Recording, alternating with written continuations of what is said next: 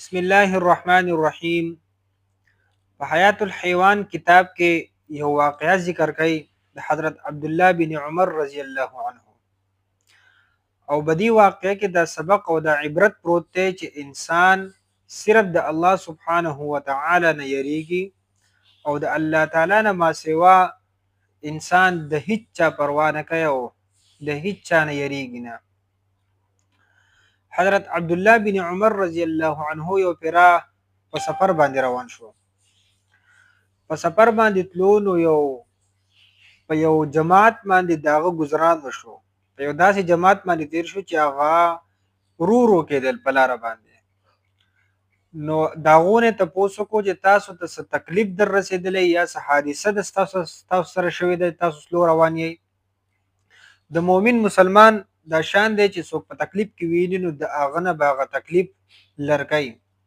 نو حضرت عبدالله بن عمر رضی الله عنه ته پوښتنه کو چې تاسو سره څه حادثه را پیښه شوې ده، څه واقعه را پیښه شوې ده.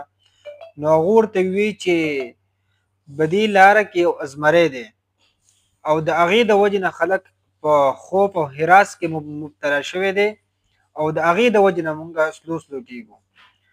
نو حضرت عبدالله بن عمر رضی الله عنه د اس نه راکوز شو، د سولۍ نه راکوز شو او په ازمري پسې ورغی.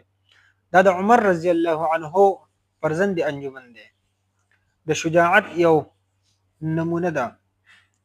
او هغه ازمري د غوږ نه ونیسو او د لارې نه سیټ ټکو او بیا وفرمایل چې ازمري ته چې ستا په باره کې نبي علیه الصلاة والسلام رښتا فرمایلی دي چې ته په خلکو باندې مسلط شوی په انسانانو باندې د دې د وجې نه چې انسانان هغه د ما سوا د الله نه یریږي. که چېرته انسان د الله نه ما سوا د نورو شیزونو یره پرېښودی نو بیا ته په هغو باندې مسلط نه یې. نو ازمری د لارې نه لر کو. دا صرف د حضرت عبدالله بن عمر رضی الله عنه په الله باندې توکل وو. صرف د الله نه یره کېده، د الله د مخلوق نه دغه یره نه کېده. نو او د نبی علیه الصلاة والسلام د حدیث ورته وی چې ته په خلکو باندې مسلط شوی د دې د وجې نه چې د انسانان او د مخلوق د الله نه ما سوا د بل چا یره په بړه کې ساتي، د دې د وجې نه مسلط یې.